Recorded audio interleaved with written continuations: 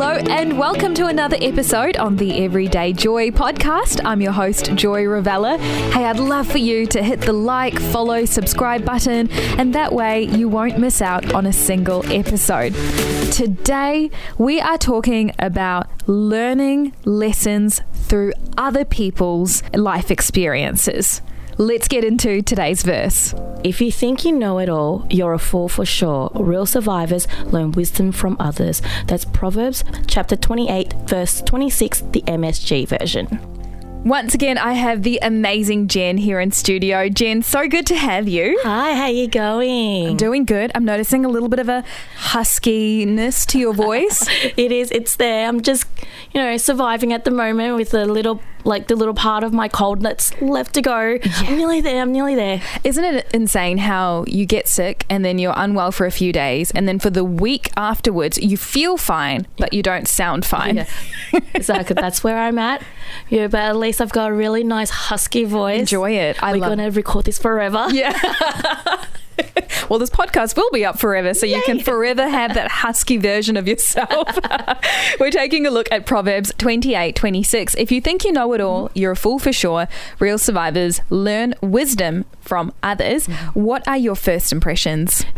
When I read this, it just really reinforces one of my strong beliefs that I always have something to learn and it's not possible to know it all. I'm always going to be silly. There's always going to be something I don't know. But it's the best way is to learn, and it's by learning from others. Absolutely. And I think that for me as well is my first impression of this.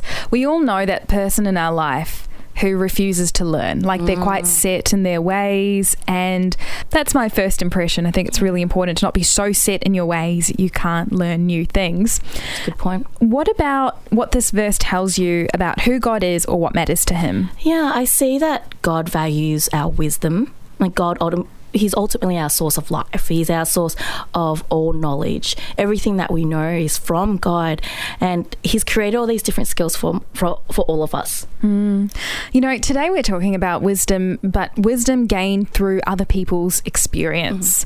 And I know you've got a bit of a story about your mum you're going to share shortly, but I thought I'd also share a bit about my younger sister. I actually haven't asked her if I can share the story, but it's a good one, so I'm pretty sure she'll be happy about it. We'll just give her a call later. Yeah. So my younger sister, 5 years younger than me, and when she was 12, I was 17. So she hit her preteen phase where she really began to understand the world, while I was, in a way, making a mess of mine. I was, let's just say, a very high-strung individual. Really wanted to achieve well, big emotions, big feelings. And one of the things that really paralyzed me was university. I did really well in school, not so much at uni, and I didn't quite know how to deal with the new structure and the new way things were working. And so for me, I really pushed through to the detriment of my own mental health and relationships and physical health.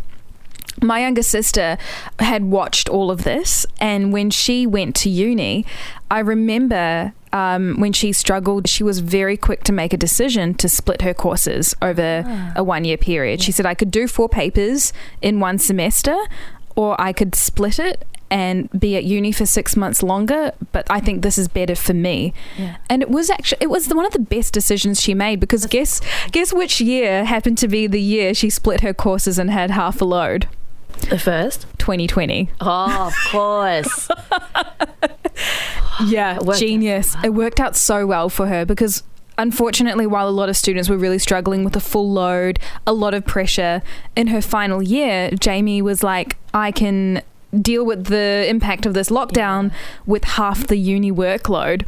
And I just I remember thinking of that verse, thinking about my younger sister and saying, wow, she really took nuggets of wisdom from my own experience, applied it to her own life, and really benefited. And I'm really happy that she did. Oh, that's so cool. That's really amazing that she actually saw you going through it. She's like, I'm going to make another decision. Yeah, well, she had to live with cranky me for 4 years, so I think she was a little burnt by that, didn't want to become me.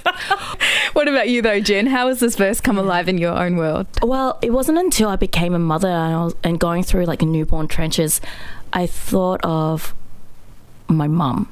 I had a more deeper appreciation for mum, because newborn trenches are no joke. You don't sleep, you don't do anything except for this child.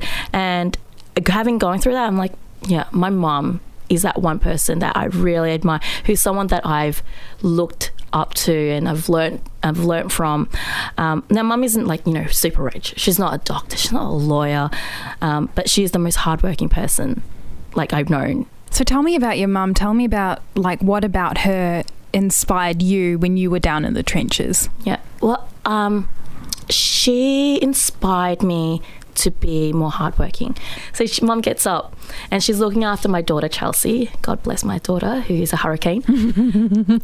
So mum's there looking after her, and also mum's also looking after my autistic brother. So he's low functioning. Cam is 25 years old now.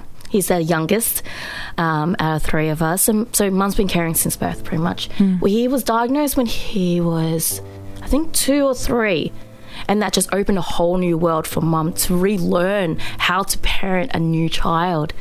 Yeah, and I think we did talk about this in a previous episode, way back in February. So if you want to know more about Jen's journey and her brother, make sure you do listen to that. But it seems like your mum really had to relearn. She really had to rework things. And you mentioned a little bit of her schedule. She wakes up early. She looks after Charles. She looks after your brother. And she also works. Yes, she does. So after 3 o'clock when I get home or when I finish work, mum's literally goes into the car with my brother and goes straight to the restaurant. So the restaurant is a takeaway restaurant that my dad and my uncle runs, and mum works the night shifts. She's not there, she's there till like 12 o'clock at night, and then that's her whole day, just going in and out of the restaurant, caring for others. She's a true definition of hard work. She's a true definition of love for her family. And she does it, she looks after Chelsea because she wants a relationship with Chelsea. Yeah. She looks after Cam because she knows he needs that care. And she doesn't want to put him in respite. She wants to give him the true care and true love. She works at the restaurant because she cares for my dad, and she knows this is my dad's dream of owning a restaurant and to provide income for the family. I don't know who else I would have learnt this from. Mum's just a superhero to me. I want to be her when I grow up. As this verse says, Proverbs 28:26, if you think you know it all, you're a fool for sure. Real survivors learn wisdom for others. And I can see some generational wisdom here, because if your mum said to herself, I've got 2 kids, I've done this before, same formula with your youngest brother, that wouldn't have gone well at all. So she had to relearn, had to survive all over again, being an immigrant family, working a lot, having to make ends meet, starting over. I know my parents walked through that themselves, and then us watching them, learning from their wisdom.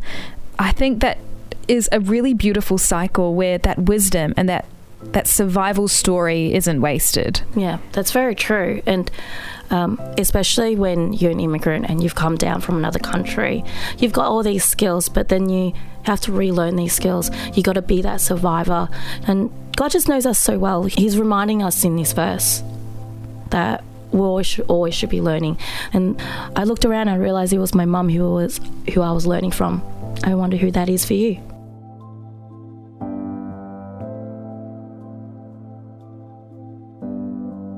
I feel like today's verse has 2 levels to it. Level 1 is acknowledging that we all have room to grow. This idea of leaving room to grow and learn is echoed in the film Avatar, where Moat says to Jake Sully, "We have tried to teach other sky people. It's hard to fill a cup which is already full." And I think it's the same with God. It's hard to teach us. It's hard for us to connect with Him and connect with others.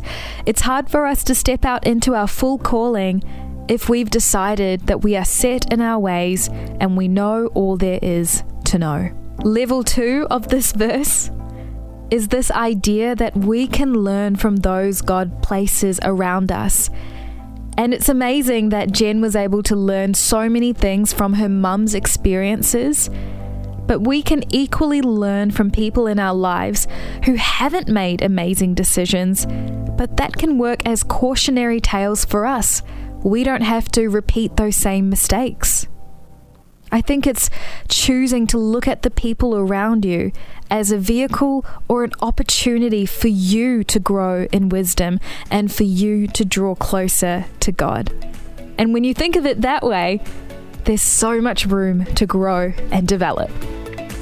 Well, that wraps up today's episode on the Everyday Joy podcast.